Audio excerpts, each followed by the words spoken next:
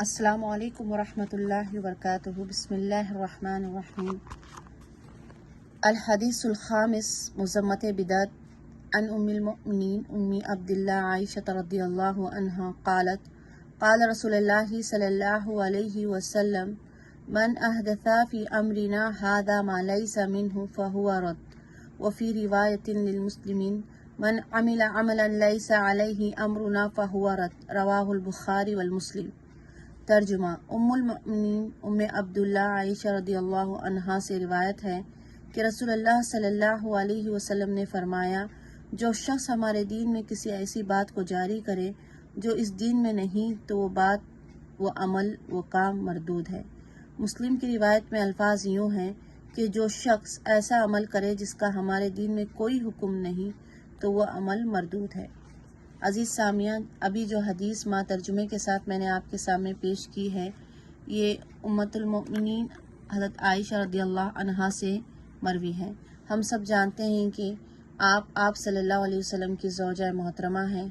آپ کا خطاب ام المؤمنین ہے، آپ کی کنیت ام عبداللہ ہے، اور آپ ابوبکر صدیق رضی اللہ عنہ کی صاحبزادی ہیں۔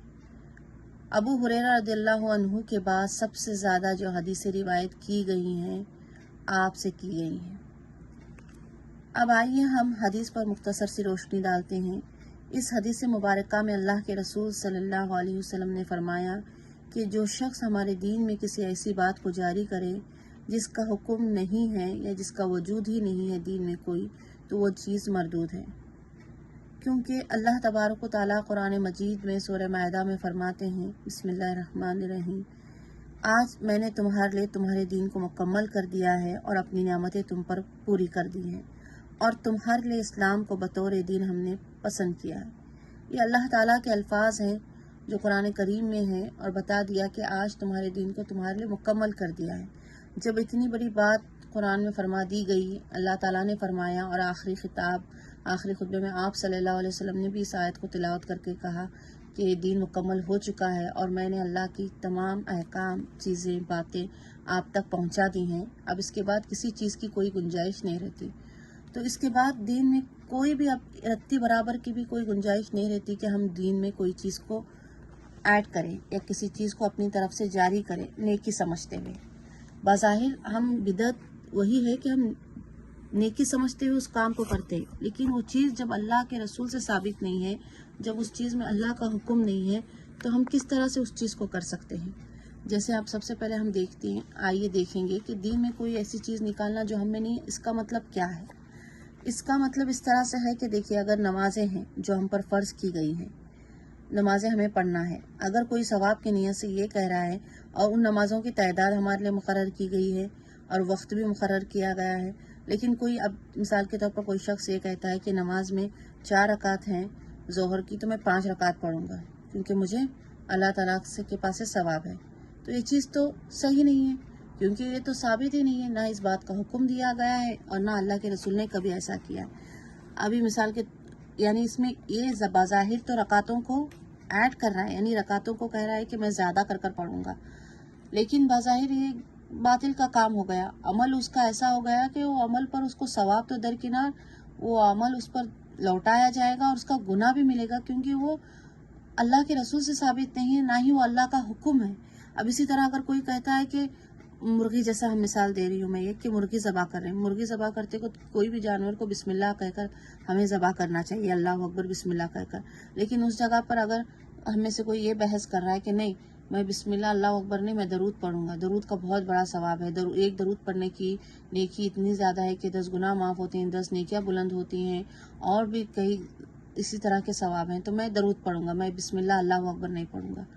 تو نہیں، یہ عمل کیا اس کا صحیح ہوگا؟ بتائیے، بالکل بھی نہیں، کیونکہ یہ عمل ثابت ہی نہیں ہے نا، یہ عمل اللہ کا حکم ہے، یہ عمل نہ یہ اللہ کے رسول صلی اللہ علیہ وسلم نے اس عمل کو کیا ہے، نہ صحابہ نے اس عمل کو کیا ہے، نہ تبع تابعین نے کیا ہے۔ اللہ کے رسول نے بتا دیا کہ کسی بھی جانور کو ذبح کرنے سے پہلے آپ کو بسم اللہ اکبر کرنا، یعنی اسی طرح کے بے شمار عمل ہیں، جس چیز کو اگر ہم اپنی طرف سے نیکی سمجھ کر رہے ہیں، وہ کہیں سے بھی قبول نہیں ہونے والے، بلکہ وہ نیکی نہیں ہے بلکہ بدعت ہے، کیونکہ ہم نے اس چیز کو اپنے اوپر عائد کر لیا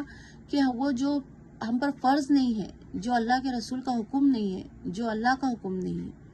اور یہ بدعت جو ہے اس کی بار بار اللہ کے رسول نے مذمت فرمائی ہے، کیونکہ اس کا انجام جو ہے بڑا ہی ہولناک انجام ہے، بڑا ہی خطرناک انجام ہے۔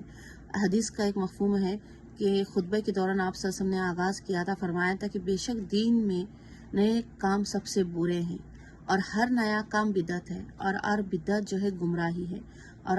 ہر گمراہی انسان کو کیا کرتی ہے؟ جہنم کی طرف لے جاتی ہے۔ اس کا انجام کیا ہوتا ہے؟ جہنم کی طرف ہوتا ہے۔ تو ہمیں کوئی بھی عمل، کوئی بھی چیز نیکی سمجھ کر رہے ہیں تو ہمیں سے پہلے دیکھنا چاہیے کہ واقعی میں یہ اللہ کے رسول سے ثابت ہے۔ ابھی میں آخر میں ایک حدیث کے مفہوم، ایک واقعے کے ساتھ اس بات کو ختم کرتی ہوں۔ آپ کو بہت اچھی طرح سے پھر یہ حدیث سمجھ میں آئے گی کہ 3 صحابات تھے، وہ آپ صلی اللہ علیہ وسلم کے پاس آتے ہیں، پوچھتے ہیں کہ اللہ کے رسول کیسا آپ کا عمل کیسا ہے؟ تو آپ صلی اللہ علیہ وسلم فرماتے ہیں کہ میں یہاں اتنی دیر عبادت کرتا ہوں، اتنی دیر روزے رکھتا ہوں، میں اس طرح سے زندگی یہ کرتا ہوں، گزارتا ہوں، مطلب اس طرح سے نیکی اور یہ کر تو ان تینوں صحابات میں سے ایک صحابہ کہتے ہیں کہ یہ تو اللہ کے رسول ہیں، وہ تو بخشائے ہوئے ہیں، ان کو تو جنت کی، لیکن ہم کس چیز کے ہیں؟ تو ہم ایسا کریں گے کہ اس میں کا ایک کہتا ہے کہ ہم تو پورے روزے ہی رکھتے رہیں گے، اختیار کبھی نہیں کریں گے۔ ایک کہتا ہے کہ نہیں، میں تو جو ہے نمازیں ہی پڑھتے رہوں گا، اور ایک کہتا ہے کہ میں ہمیشہ جو ہے مطلب شادی ہی نہیں کروں گا، کیونکہ بچوں وغیرہ کا، بیوی کا، اس طرح کا کوئی جھنجٹ نہیں چاہیے، بس عبادتوں میں ہی رہوں گا۔ پھر جب اللہ کے رسول کو یہ چیز پتہ چلتی ہے تو اللہ کے رسول فرماتے ہیں کہ یہ چیز تم غلط کر رہے ہو، یہ چیز تو اسلام میں ثابت نہیں ہے۔ میں روزہ بھی رکھتا ہوں، میں اختیار بھی کرتا ہوں، میں نے شادیاں بھی کی ہیں، میں نمازوں کو بھی ان کے وقت پر پڑھتا ہوں، تہجد بھی پڑھتا ہوں، دن میں وقت بھی دیتا ہوں۔ تو مطلب دین اتنا سخت نہیں ہے، اور دین کو کوئی چیز کو زبردستی اپنے اوپر ہم لاگو بھی نہیں کر سکتے۔ تو اللہ کے رسول جب انہوں نے قسم اٹھائی تھی ان تینوں نے، تو اللہ کے رسول نے ان سے کہا کہ نہیں، یہ غلط ہے، تو اپنے قسم کا کفارہ ادا کرو اور اس چیز سے ہٹ جاؤ، کیونکہ متقی اور پرہیزگار، کیا تم مجھ سے زیادہ بن سکتے ہو؟ کیا مجھ سے زیادہ خدا کا خوف رکھتے ہو، اللہ تعالیٰ کا خوف؟ لیکن دیکھو، مجھے سب سے زیادہ اللہ تعالیٰ کا خوف ہے، لیکن اس کے باوجود میں عبادت بھی کرتا ہوں، روزے بھی رکھتا ہوں، اختیار بھی کرتا ہوں، میں نے شادیاں بھی کی ہیں، میں نے ہر چیز کو بیلنس، اعتدال کے ساتھ کیا ہوا ہے۔ اور یعنی وہ بظاہر وہ ساری نیکیاں ہی کر رہے تھے، لیکن ان کا یہ تھا کہ اللہ کے رسول نے کبھی کیا نہیں، اور نہ اسلام نے اتنے سختی کی ہے، تو اپنے اوپر یہ بات کو عائد کر لینا، یہ چیز غلط ہو جاتی ہے۔ اسی طرح کے بہت سے واقعات ملتے ہیں ہمیں کہ کوئی چیز جو دین سے ثابت نہیں ہوتی، لیکن ہم اس بنا پر کر رہے ہیں، نیکی سمجھ کر رہے ہیں، اور یہ بدعت اسی طرح سے شروع ہوتی ہے میرے ساتھیوں، کہ بدعت ہمیشہ نیکی کے پردے میں ہی ہوتی ہے، نیکی کر شروع ہوتی ہے، کچھ نہیں کر لو، یہ نیکی ہی کر رہے ہیں، اسی طرح سے بدعت آتی ہے۔ تو جو شخص بھی بدعت کا کام کرتا ہے، وہ گویا کہ یہی سمجھتا ہے، وہ گمان یہی کرتا ہے کہ نہیں، مطلب نیکی ہے نا، نیکی کا کر رہے ہیں، ہم تو قرآن پڑھ رہے ہیں، یا ہم نمازوں کا ایک زیادہ پڑھ لے رہے ہیں، رکعتیں زیادہ کر لیں، گویا کہ ہم نیکی کا کام کر رہے ہیں، لیکن ہمیں اندازہ نہیں ہو رہا کہ نعوذ باللہ ہم یہ کیا کر رہے ہیں۔ اللہ کے رسول کی تبلیغ، جو رسالت اللہ تعالیٰ نے ہمیں پہنچائی تھی، اس میں ہم خیانت کر رہے ہیں۔ یہ دین کا نام نہیں ہے، کیونکہ ہم نے ایک طرح سے کیا کر دیا، اس کو اللہ کے احکام کو چھٹا دیا، رسول اللہ کے ان کی اتباع کرنا، ان کی سنت کو ہم نے درکنار کر دیا۔ یعنی جو شخص بتا کر گئے ہیں، اللہ کے رسول جو ہمیں بتا کر گئے ہیں، اللہ تعالیٰ نے جو قرآن میں اتنی بڑی بات فرما دی کہ آج تمہارا دین تمہارے لیے مکمل ہے، اس کے باوجود ہم اس میں کوئی چیز کو عائد کر رہے ہیں، تو یہ چیز